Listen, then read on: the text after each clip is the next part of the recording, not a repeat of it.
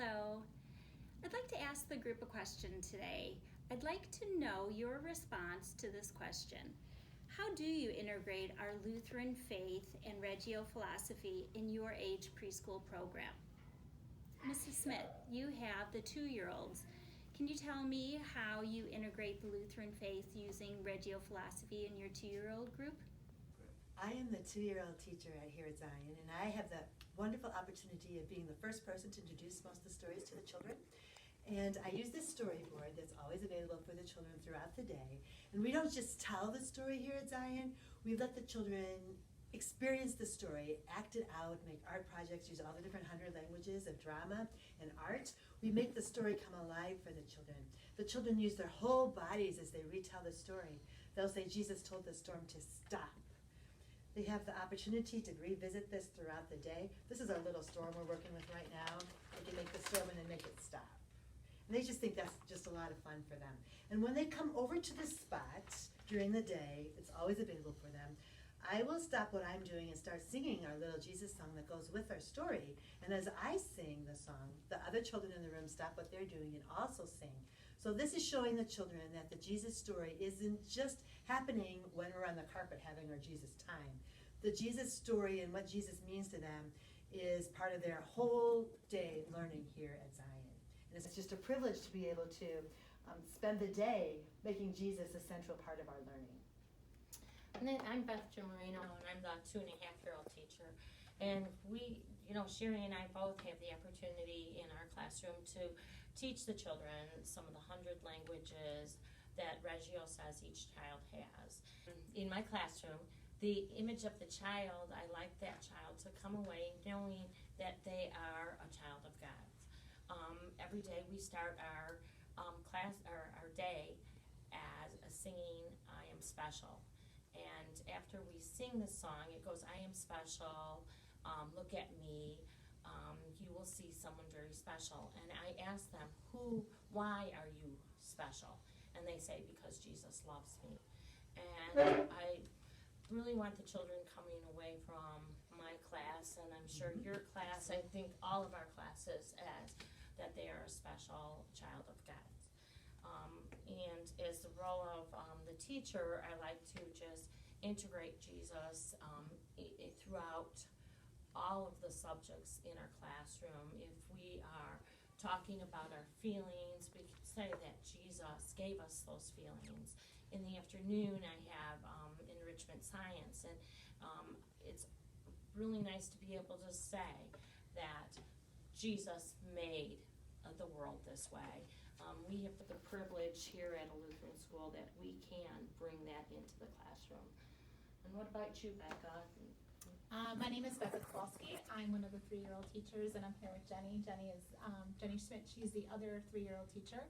And I was talking about Reggio in the way that we teach our the philosophy through Jesus time, where we have different stories that we present to the children every day, just like Sherry and Beth were talking about. I was thinking more in terms of relating our projects to Jesus time. So currently my students are doing an ocean project, so we're talking about different ocean animals. Relating to Jesus time, we want to incorporate a story that has to relate to that theme. So an obvious choice would be Jonah and the whale, to incorporate how that story relates in the Bible, but also just adding the aspect of an ocean animal in that story as well. Another way that we incorporate Jesus time in the projects that we're learning is just using different resources, and as the role of the teacher, and gathering information that the kids choose to learn about. So again, the kids chose to do an ocean project, so just finding different resources. And here are just a couple of books that we're currently using in our classroom during Jesus time, talking about how God made the ocean. This one is specifically goes into great detail, more than what the creation story talks about, how God made the world and how God made the ocean, but it talks about how God did different things to make it special. So one of the examples is why there's salt in the water, or another one talks about how different animals, how God made them, talking about different levels of the ocean. Like some fish don't have eyes. God made them that way because they don't need them, because it's dark underneath the water. So just gathering that kind of information and doing the research and finding ways to present how God did those things into our project.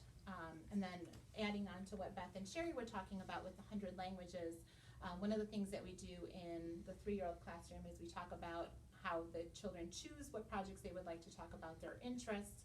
One of the questions that I ask my students is what projects you would like to do. So using their knowledge that they took from Sherry and from Beth's class about the 100 languages, saying, oh, I would like to paint with a toothbrush, or I want to make something with clay, and using those past experiences into the projects that we're doing this year and building on it from that way. Jenny, did you have And anything so, to add? yeah, so not even just on the projects, even throughout our day, in our classroom, we start with a circle time, and it's a child-led discussion on whatever is on their mind, whatever they're interested in, whatever they're excited to do at school that day, or if they have something going on in their lives. It's just whatever's on their mind, but it's led by them, and a lot of times they build off of each other and come up with different ideas of things to talk about, and that just helps them build their vocabulary. They're learning how to wait patiently and take their own turn, to raise their hand, to sit nicely, and to just speak. Their vocabulary is growing because they are sharing these things with their friends and with the teachers in the classroom. And for the Jesus side of that, just talking about how Jesus created us all different and gave us all different interests and different lives, but how he loves all of us and cares for all of us, and because he loves and cares for us, we can love and care for the other people in the classroom and our friends in the classroom, even if they are experiencing different things than we are, or if they have different things than we do. That's okay, because Jesus loves and cares for all of us. So it's just really interesting to see where they go with their ideas and things like that when it is a child-led discussion. And it's always fun, the project that they come up with too, because they come up with some really great ideas for that too. So, and I know you guys do a lot of things in the 4s as well. Yes, I'm Debbie Berg. I'm one of the 4-year-old teachers, and this is Veronica Norridge, the other 4-year-old teacher. And in our classes, we take the Bible stories and we try to apply it to their everyday lives and kind of work on how does this this Bible story apply to what you're going through on a daily basis. And one thing we were doing last week was the wise man and the foolish man. We were talking about this Bible story, and we were talking about what it meant to be a wise man and what it meant to be a foolish man, and they had to retell the story by drawing a picture, and then then I recorded their words as they retold the story. We do a lot of drama during pretend play, acting out the different Bible stories. We try to ask a lot of in-depth questions and try to, or they might ask us questions, and then we try to work together and find out what the answers are to those questions. Yeah, and in our school we do pray several times a day, specifically before we have snack and then at the end of our day.